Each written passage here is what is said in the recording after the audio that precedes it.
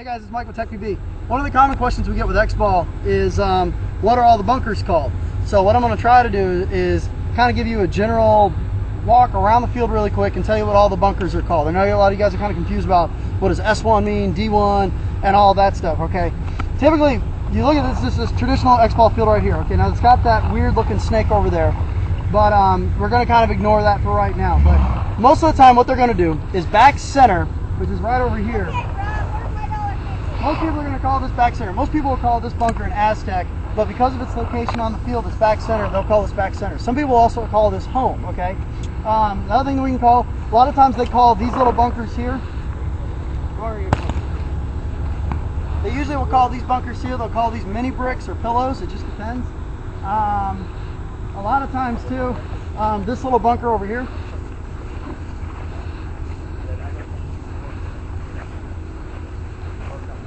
typically people are going to call this bunker right here the X box because it's in front of the X and usually it's a little box. Usually they don't put anything here other than this little bunker here, okay? Now, let's come over here to the Dorito side. Here's what some else will call this too. A lot of times people call this stand-ups. You know, they'll call it a stand-up. Some people will call it a Coke can stand-up. It's up to you. Some people will call these pillars or trees or lane blockers. That's what they'll call these bunkers. Now come on over here to the Dorito side. This is where a lot of people kind of get confused, and if you could pan over here. Okay, you see these Doritos here. Okay, you see these Doritos here. Typically when people say D1, they're talking about the first Dorito that's on that side of the field, okay? So if you come over here and look, okay, there is the starting box over there, the ready line. If somebody slides into this bunker right here, they're generally going to call this D1, okay? So this bunker right here.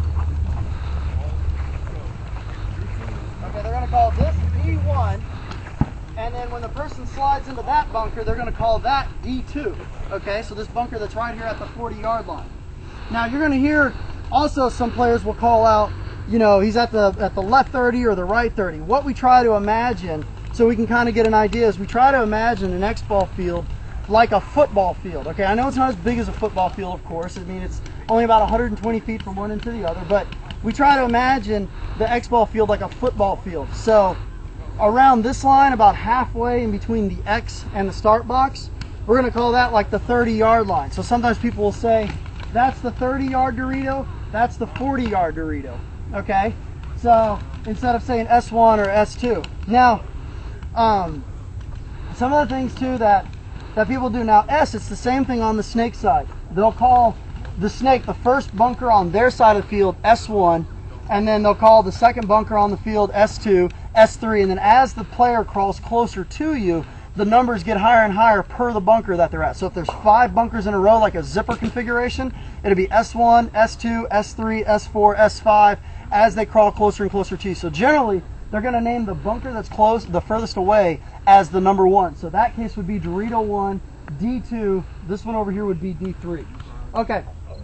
Now let's see what are some of the other things that people do. Okay, bunker names and stuff like that. Okay, sometimes you're going to get a weird bunker out there, like a really tall Coke can or a really tall stand-up, and people don't exactly know what you can call it. You can call it, like one of my other nicknames is a rocket. So I'll call this a rocket, just because it's something different. So I'll call this one, you know, the left side rocket. This one over here, we'll call it, he's at the X rocket, the one that's over there in front of the X. So that's what it is. Now people ask, you know, should my team have any special codes or anything in terms of communication? Honestly, if you can't, most players can't even hear the player that's next to them. They're not going to be able to hear, the other team's not going to be able to hear you anyway. So don't even worry about codes. It gets too complicated. If the person's in D1, he's in D1. If the person's in the stand-up, he's in the stand-up. If he's in the back center, he's in the back center. If he's in the X box, he's in the X box. So that's how you kind of want to, when you go out there and you label the field, what does S1 mean and stuff like that. Now there are some people that will have codes like K1, meaning kill, they kill the first person, K2, if there's 5 players on the team, K1, K2, K3, K4, K5, they'll consider those kills. My personal team, because there's so many Aztecs, like the right side Aztec over there may be A1 as Aztec, the second one will be A2 because those are Aztecs.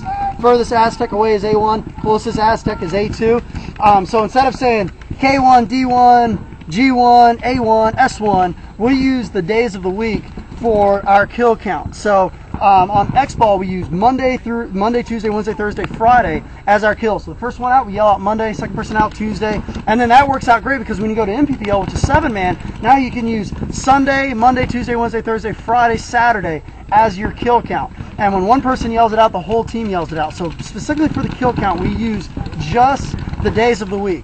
But you'll hear Aztec, A1, A2, those are generally Aztecs, A meaning Aztecs, Dorito, D1, D2, starting from further away and getting closer, the number gets higher and higher. So hopefully this kind of answers some questions about the xball field and what you may hear. And I'm telling you, when you're out there with your team, the more simple you make it, the easier it's going to be. The other team can't hear you, don't even worry about it. So if that person's in D1, tell your whole team is in D1. So thanks for tuning in, hope this helps.